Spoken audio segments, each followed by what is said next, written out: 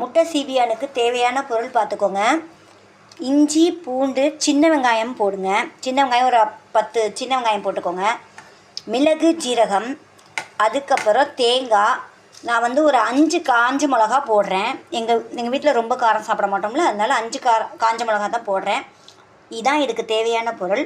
வாங்க எப்படி செய்யலாங்கிறத பார்க்கலாம். முட்டை சீபியானில் வந்து முட்டை போடணும். அதனால் 3 முட்டை எடுத்து வச்சுருக்கிறேன். கொத்தமல்லி தழை வேணும்.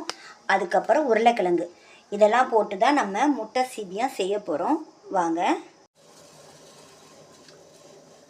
முட்டை சீபியான் எப்படி செய்யுதுங்கிறத நான் செஞ்சு காமிக்கிறேன். அடுப்பில் வர சுற்றி வச்சாச்சுங்க. ஓகேங்களா? இதுக்கு தேவையான அளவு எண்ணெய் ஊற்றிக்கலாம். நான் என்றைக்கும் நல்லெண்ணெய் தான் யூஸ் பண்ணுவேன். ஒரு 4 கரண்டி எண்ணெய் ஊற்றிக்கலாம். இந்த சீபியா செய்கிறதுக்குலாம் எண்ணெய் வேணும். எண்ணெய் நிறையா இருந்தால் தான் சீபியா வந்து ரொம்ப டேஸ்ட்டாக இருக்கும். அதுக்காக தான். அதுக்கப்புறம் பார்த்திங்கன்னா நம்ம சின்ன வெங்காயம் போட்டு அரைச்சி வச்சுருப்போம். ஓகேங்களா? இப்போ கொஞ்சோண்டு பெரிய வெங்காயம் ஃப்ளேவருக்காக, அவ்வளோதான். கொஞ்சமாக பெரிய வெங்காயம் போட்டு நல்லா வதக்கிடுங்க. ரொம்பலாம் வேண்டாம், ரொம்ப முறுமுறுன்னு இருக்கணும்னு அவசியம் கிடையாது. ஒரு 50% வெந்தால் போதும்.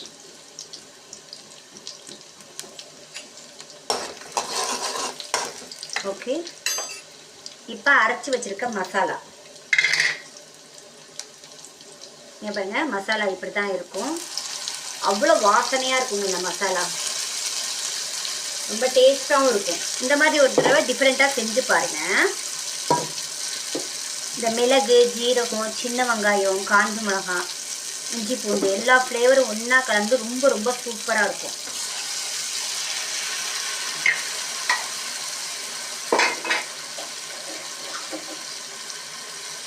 இது நல்லா கிண்டணுங்க. இந்த எண்ணெய் இருக்குல்ல, எண்ணெய் அப்படியே பிரிஞ்சு மேலே வரணும். அந்த அளவுக்கு இதை நல்லா கிண்டணும். உடனேலாம் எதையும் போட்டுறக்கூடாது. நல்லா வேகட்டும். மசாலா நல்லா வெந்து எண்ணெய் மேலே மிதந்து வரணும். அப்போ தான் வந்து அடுத்தடுத்த பொருள் நம்ம சேர்க்கறதுக்கு சரியாக இருக்கும். இங்கே பாருங்கள், நல்லா கொதிச்சு எண்ணெய் மேலே வர ஆரம்பிச்சிருச்சு. இப்போ நான் ஒரே ஒரு மீடியம் சைஸ் தக்காளி எடுத்து இதில் கட் பண்ணி போட்டுடுறேன். ஒரு தக்காளி போதும். ரொம்ப போட்டிங்கன்னா புளிப்புத்தன்மை வந்துடும். அப்புறம் நம்ம சாப்பிட்றதுக்கு நல்லா இருக்காது. குழம்பு கிரேவி நல்லாவே இருக்காது. இது வந்து நான் ஊற்றி சாப்பிட்ற மாதிரி தான் நாங்கள் செய்வோம். இதுக்கு வந்து தொட்டுக்கிறதுக்கு என்ன பார்த்தீங்கன்னா, ஏதாவது ஒரு கூட்டு வச்சுக்கலாம். பீக்கங்காய் வச்சுக்கலாம், இல்லை புடலங்காய் வச்சுக்கலாம். ஏதாவது ஒரு கூட்டு நம்ம செஞ்சு சாப்பிட்டுக்கலாம். இதுக்கு வந்து ரொம்ப ரொம்ப டேஸ்ட்டாக இருக்கும். கூட்டும் அப்பளம் எடுத்து சாப்பிட்டிங்கன்னா ரொம்ப ரொம்ப டேஸ்ட்டாக இருக்கும். ஓகேங்களா? ஒரே ஒரு தக்காளி தான் போட்டிருக்கேன். இது நல்லா வேகட்டும். இந்த மசாலாவிலே நல்லா வேகட்டும்.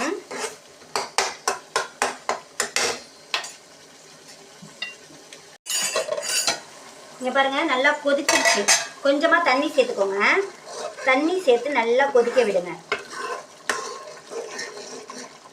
நல்லா கொதிக்க ஆரம்பிச்சிருச்சு. இந்த மாதிரி கொதிக்கும் போது நம்ம வெட்டி வச்சிருக்கிற உருளைக்கிழங்கு போடணும்.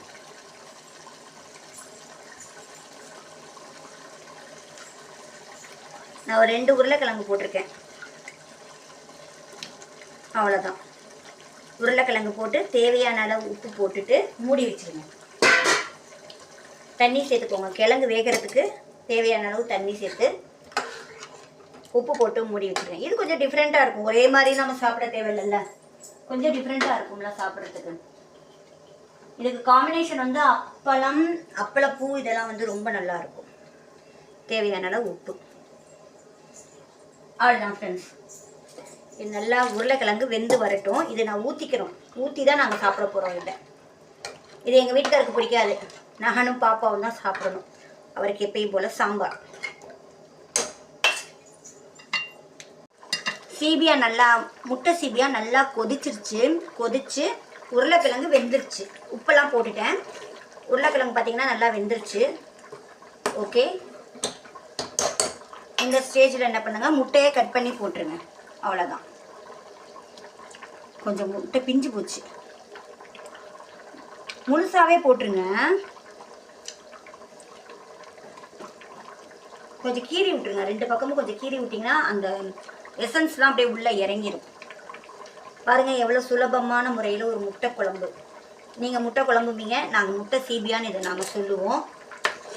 சுலபமான முறையில் முட்டை சீபியா ரெடி ஆயிடுச்சு. அவ்வளோதாங்க.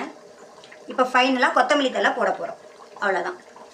எவ்வளோ சூப்பராக இருக்குது பார்த்தீங்களா? நீங்களும் ஒரு தடவை இந்த மாதிரி செஞ்சு பாருங்கள், நல்லாயிருக்கும். இதுக்கு காம்பினேஷன் வந்து கூட்டு தாங்க நல்லாயிருக்கும். கூட்டு வந்து மைல்டாகவே வைங்க, அதில் வேறு எந்த ஃப்ளேவரும் நிறைய சேர்க்காதீங்க. அப்புறம் நல்லா இருக்காது, சாப்பிட்றதுக்கு டேஸ்ட்டே இருக்காது பாருங்கள். இதுலேயும் நம்ம எல்லா ஃப்ளேவரும் போட்டிருக்கோம். கூட்டுலேயும் அதே ஃப்ளேவரை போட்டிங்கன்னா எப்படி இருக்கும்? சாப்பிட நல்லாவே இருக்காது. அதுக்காக தான் சொல்கிறேன். கொத்தமல்லி தழை நறுக்கி போட்டோம். ஃபைனலாக சூப்பராக இருக்குது, வாசனை சூப்பராக இருக்குது. இதுக்கு கூட்டு அப்பளம் காம்பினேஷன் வச்சு சாப்பிட்டா சும்மா நச்சுன்னு இருக்கும். அவ்வளோதான், முடிஞ்சிச்சு. ஓகே ஃப்ரெண்ட்ஸ், என் சேனல் பாருங்கள், லைக் பண்ணி சப்ஸ்கிரைப் பண்ணுங்கள். ஓகேங்களா? முட்டை சீபியான் ரெடி ஆயிடுச்சு. நீங்களும் ஒரு தடவை இந்த மாதிரி செஞ்சு பாருங்கள். பாய்.